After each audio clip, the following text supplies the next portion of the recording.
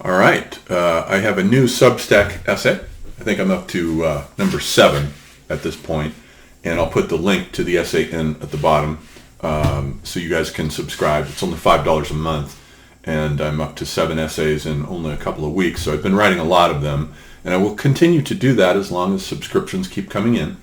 My goal is to continue to comment on current events as they unfold, and do so through a lens of a historical perspective that you're probably not going to get anywhere else, really. History is becoming a lost subject, especially with cancel culture. It's becoming something that's regarded as a bunch of dead white males, which it absolutely is not. There are so many different ethnicities involved in it. So it's not. So what I'm commenting on in this blog is the astonishing fact, and I just happened to randomly come across this while surfing on YouTube one night, that the Euphrates River is drying up. It's completely drying up. It's dying. This is astonishing to me, and this is due to climate change, as the essay will point out. It's due to climate change. There is less rain, 70% less rain and snowfall in the mountains of eastern Turkey, which is where the Euphrates and the Tigris get their water from that dumps down into the Persian Gulf. So we're seeing less and less of that. And this has apparently been going on all year, since January. From January to September, this has been going on. The river's drying up. It is now 5 meters lower than it was before, which is about 16 feet. So that's a lot. It's very significant. Turkey committed itself back in 1987 to giving, with its dams, the Ataturk Dam and so forth, to give to the Syrians 500 cubic centimeters, 500 meters of water, and now it's down to 200. And the Kurds think the Turks are doing this for political reasons to sort of starve them out, since there's been warfare in that region between the two. And the Turks are saying, no, this is not the case. Our crops are dying. We're in a mega drought. Our crops are dying. The rain is not coming, or the snow, like it used to be. So the source of the water just isn't there anymore, and that can only be due to climate change, to global warming. But this is a monumental thing that's happening. That's every time I check in with climate change and global warming, there's one more astonishing thing that I find out. Now, if I'd written a longer version of this essay, this is just a blog, so I try to keep them short so as not to bore people. Nobody likes to read long blogs online. But if I'd written a longer version of this could have formed a chapter in my book, The Age of Catastrophe. They just keep unfolding. Hurricane Ida is followed by Hurricane Nicholas, and Louisiana is just barely still there. It won't be there for that much longer. And neither will places like New Orleans. You can write them off. They're going to be gone.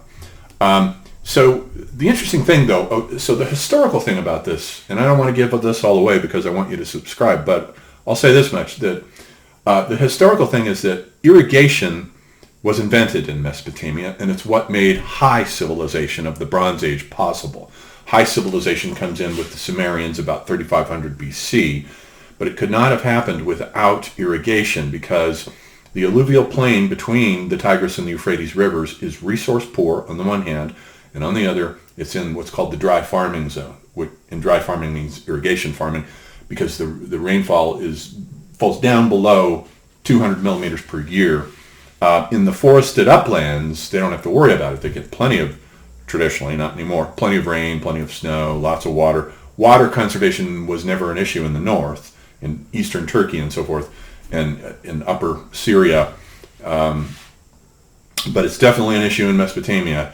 And so the response to that was to invent about 6000 BC at the site of Chogamami, which was a Samaran settlement, not yet Sumerian proper, but Samaran.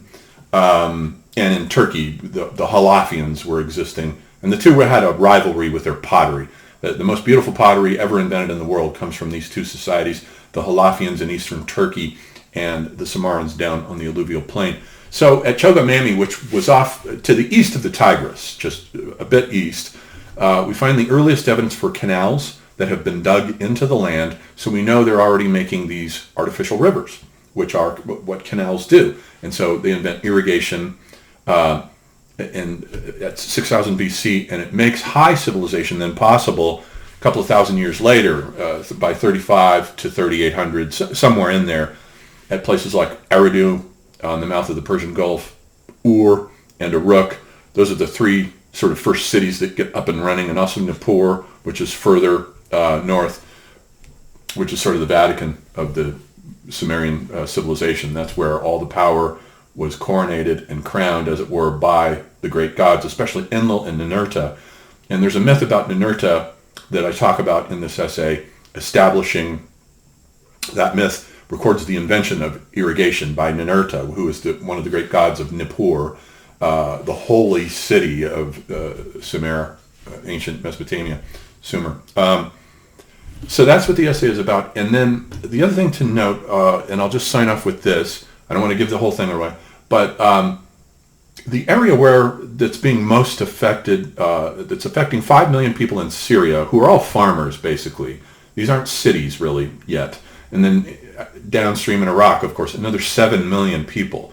So 12 million people are threatened by this because the hydroelectric dams, the water is so low that the hydroelectric dams are about to stop working completely, and they provide electricity and drinking water.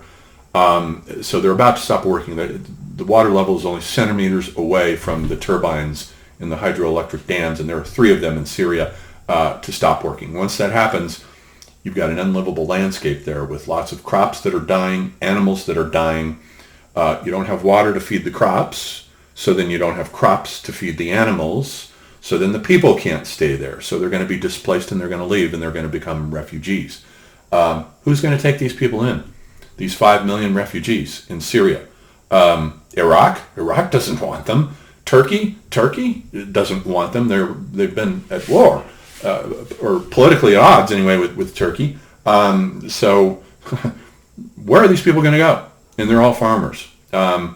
So it's interesting to note that in this area where it's most affected, where you look and you see the Euphrates riverbeds that are almost completely bone dry with mud-cracked earth that used to have, and you see farmers standing there, and they're like, yeah, the water used to be up to here, now it's bone dry, and our women have to walk 4 miles just to fill up a jug to get water, and they're buying water from water trucks that has not been filtered because they've taken it out of the Euphrates at low levels where sewage has backed up because the dams aren't working anymore.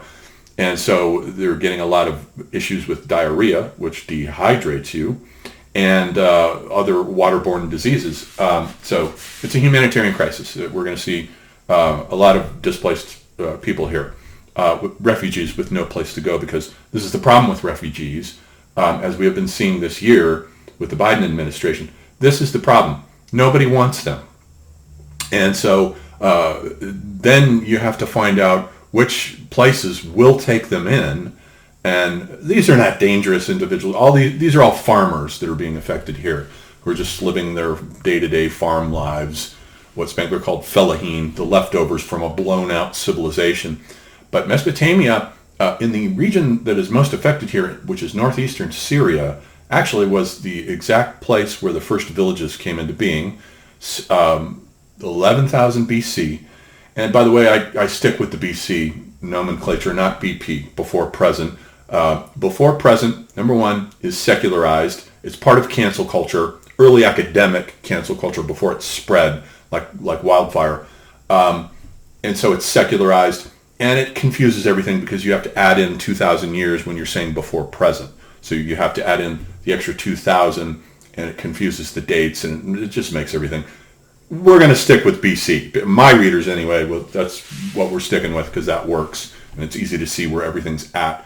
So 11,000 BC. And these are Natufians who invent the first villages at Abu Huraira and Murayebet, right off the Euphrates there. And they've set these villages up near a gazelle migration route that these Persian gazelle are going through. So they're still thinking like hunters. Oh, this would be a good spot. We can hunt the gazelle. We might as well camp out here. And pretty soon you get the first villages coming into being with these sort of wattle and dab mud huts, kind of with mostly reed type architecture. Mud bricks aren't invented until Jericho in Palestine, 10,000 BC, so at least a little bit later. And So these are the world's first villages at exactly this site. And these villages were, the people living there are called Natufians, and they invented agriculture. We find the oldest evidence for it there at these sites. Domesticated seeds were found at Abu Huraira of domesticated rye and einkorn, which date from about 11,500 BC. So this is, the Natufians have discovered agriculture, and this is where it was invented, in exactly this region where a huge chapter now is being closed. And so I'll end with that because I flesh out the historical implications of this in my essay. So I'll put the link in the bottom. It's $5 a month to subscribe, and you'll get these essays that have a point of view that you're not going to get anywhere else. That's a fact. And then I also still do private astrology readings, not for free. I get a lot of people coming to me thinking I'm going to do all this work for them for free. That's not going to happen. So if you're interested, hit me up at my Gmail, which is johndavidebert@gmail.com. And Patreon subscriptions are always appreciated, and they help make things keep going. All right, so we'll see you on Substack.